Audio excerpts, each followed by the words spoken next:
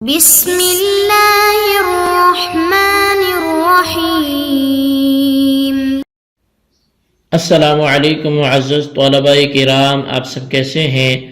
آج ہم نور الانوار کے سبق نمبر 358 کو پڑھیں گے۔ آج کے ہمارے سبق کا عنوان ہے طلاق کا مکان کی طرف منسوب ہونا اور کلمہ معا کا بیان۔ آج کے سبق میں ہم ایک تو گفتگو فی کے حوالے سے ہی کریں گے جو اس کا بقیہ ہے، اگر طلاق کی نسبت مکان کی طرف ہو تو پھر کیا احکامات ہوں گے، اور دوسری ہماری آج کی جو گفتگو کا حصہ ہے وہ اسماء ظروف شروع ہونے لگے ہیں حروف جارہ کی تکمیل کے بعد، تو اسماء ظروف میں سے ایک کلمہ معا بھی ہے، تو اس کے حوالے سے بھی ہماری گفتگو ہوگی۔ تو آئیے سب سے پہلے آج کے سبق کی عبارت پڑھ کر اس کا ترجمہ کرتے ہیں، اس کے بعد اس کی وضاحت کی طرف بڑھتے ہیں۔ مصنف علیہ رحمہ لکھتے ہیں وَإِذَا أُضِيفَ إِلَى مَكَانٍ بِأَنْ يَقُولَ أَنْتِ طَالِقٌ فِي مَكَّةَ يَقَعُ حَالًا لِأَنَّ الْمَكَانَ لَا يَصْلُحُ مُقَيِّدًا لِلطَّلَاقِ إِذِ الطَّلَاقُ يَقَعُ فِي الْأَمَاكِنِ كُلِّهَا فَيَلْغُو ذِكْرُ الْمَكَانِ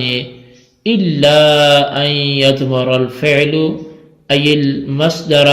بأن يراد في دخولك مکہ۔ تو فرمایا اور جب طلاق کسی مکان کی طرف منسوب ہو، بہی طور پر کہ انتی طالق فی مکہ کہے تو فی الحال واقع ہو جائے گی، اس لیے کہ مکان طلاق کے لیے مقید بننے کی صلاحیت نہیں رکھتا، یا مقید بننے کی صلاحیت نہیں رکھتا،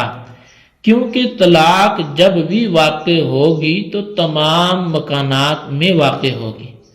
مگر جب کہ فعل یعنی مصدر مقدر ہو اس طور پر کہ فی دخولی کی مکہ مراد لیا جائے، فیصیر بمعنی الشرط، تو پس اس وقت فی جو ہے وہ شرط کے معنی میں ہو جائے گا۔ فَكَأَنَّهُ قِيلَ حِينَئِذٍ إِن دَخَلْتِ مَكَّةَ فَأَنْتِ تُطْلَقُ مَعَ الدُّخُولِ لَا بَعْدَ الدُّخُولِ كَمَا فِي حَقِيقَةِ الشَّرْطِ يُؤَيِّدُهُ أَنَّهُ لَوْ قَالَ أَنْتِ طَالِقٌ مَعَ نِكَاحِكِ لَا يَقَعُ الطَّلَاقُ وَإِن نَكَحَهَا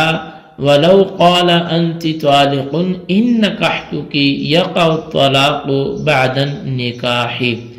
گویا اس وقت یوں کہا گیا ہے کہ ان دخلت مکہ فانت طالق، کہ اگر تو مکہ میں داخل ہوئی تو تجھے طلاق ہے، لہذا وہ عورت دخول کے ساتھ ہی مطلقہ ہو جائے گی، دخول کے بعد نہیں، جیسا کہ حقیقت شرط یہی ہے کہ، اور اس کی تائید کرتی ہے یہ مسئلہ کہ اگر شرط کے معنی کو دیکھا جائے، اگر کسی نے انتی طالق مع نکاحی کی کہا کہ تجھے تیرے نکاح کے ساتھ طلاق ہے، تو طلاق واقع نہیں ہوگی اگرچہ اس نے اس سے نکاح کر لیا، اور اگر انتی طالق ان نکحت کی کہا کہ تجھے طلاق ہے اگر میں تجھ سے نکاح کروں تو نکاح کے بعد طلاق واقع ہو جائے گی۔ وَلَمَّا ذَكَرَ أَنَّ فِي لِلظَّرْفِيَّةِ اورد بتقریبہ بیان باقی اسماء الظروف المضافۃ وان لم تکن حروف جر، فقال ومنها اسماء الظروف فمع للمقارنة أي لمقارنة ما بعدها لما قبلها، فإذا قال أنت طالق واحدة مع واحدة يقع سنتان سواء كان موطوءة أم لا۔ اور چونکہ مصنف نے ذکر کیا ہے کہ فی ظرفیت کے لیے آتا ہے، اس لیے اس کے قریب میں باقی اسماء ظروف کا بیان لائے جو مضاف ہوتے ہیں، اگرچہ وہ حروف جر نہیں ہیں، چنانچہ فرمایا اور حروف معانی میں سے اسماء ظروف بھی ہیں، بس کلمہ مع یہ مقارنت کے لیے ہے، یعنی کلمہ مع اپنے ما بعد کو اپنے ما قبل سے مقارن کرنے کے لیے وضع کیا گیا ہے۔ لہٰذا اگر کسی نے اپنی بیوی سے انتی طالق واحدۃ مع واحدۃ یا معہا واحدۃ کہا تو 2 طلاقیں واقع ہوں گی، خواہ وہ بیوی موطوعہ ہو یا غیر موطوعہ ہو۔ جی طلبہ کرام، یہ تھی ہمارے آج کے سبق کی عبارت اور اس کا ترجمہ۔ آئیے اب آج کے سبق کی ہم وضاحت کی طرف بڑھتے ہیں۔ تو چونکہ 2 باتیں تھیں، ایک تو فی کے متعلق تھی اور دوسری اس کے بعد ظرف مع کے بارے میں تھی، تو ہم پہلے فی کے حوالے سے بات کرتے ہیں۔ مصنف علیہ الرحمہ نے فرمایا کہ اگر طلاق مکان کی طرف منسوب ہو، مثال کے طور پر کوئی شخص انتی طالق فی مکہ تک ہے کہ تجھے مکے میں طلاق ہے، تو اس صورت میں طلاق فی الحال واقع ہو جائے گی، کیونکہ اس مسئلہ میں مکہ ظرف ہے اور ظرفیت شے اس بات کا تقاضا کرتی ہے کہ شے اول یعنی مظروف جو ہے وہ شے ثانی یعنی ظرف کے ساتھ مختص ہو۔ پس مکہ کو ظرف بنانا اس بات کا تقاضا کرے گا کہ طلاق مکہ کے ساتھ ہی خاص ہو، حالانکہ طلاق اس معنی کو قبول نہیں کرتی، یعنی طلاق کسی مکان کے ساتھ مقید اور مختص ہونے کی صلاحیت نہیں رکھتی، بلکہ طلاق جب بھی واقع ہوتی ہے تمام مکانات میں واقع ہوتی ہے، اور جب طلاق کسی مکان کے ساتھ مختص نہیں ہے تو مکان کا ذکر جو ہے وہ لغو ہو جائے گا اور انتی طالق باقی رہ جائے گا، تو پھر فی الحال طلاق واقع ہو جائے گی۔ ہاں اگر مکان سے پہلے مصدر مقدر ہو اور فی مکہ سے فی دخولی کی مکہ مراد ہو تو اس صورت میں کلمہ فی جو ہے وہ شرط کے معنی میں ہو جائے گا، تو متن میں فعل سے مراد جو ہے وہ مصدر ہے، فعل نحوی مراد نہیں ہے، کیونکہ فی مصدر پہ تو داخل ہو سکتا ہے لیکن فعل نحوی پہ داخل نہیں ہو سکتا، اور جب ایسا ہے تو فی کے بعد جو مقدر ہونے والا کلمہ ہے وہ فعل نہیں ہوگا بلکہ مصدر ہوگا۔ تو بہرحال مصدر مقدر ماننے کی صورت میں ایسا ہو گیا، گویا کا یوں کہا گیا ان دخلتی مکہ فانتی طالق، اگر تم مکہ میں داخل ہوئی تو تجھ پر طلاق واقع ہے۔ بس یہاں کلمہ فی چونکہ شرط کے معنی میں ہے اور شرط محض نہیں ہے، اس لیے دخول کے ساتھ ساتھ طلاق واقع ہوگی، دخول کے بعد طلاق واقع نہیں ہوگی، جیسا کہ حقیقت شرط اور شرط محض کی صورت میں دخول کے بعد واقع ہوتی ہے۔ تو شارع نے معنی شرط پر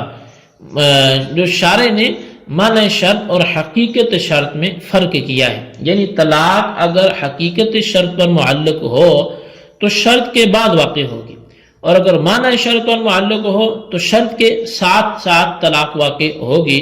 شرط کے بعد واقع نہیں ہوگی۔ چنانچہ شوہر اگر ان دخلتی مکہ تا فانتی طالق کہے تو یہاں چونکہ حقیقت شرط پر طلاق معلق ہے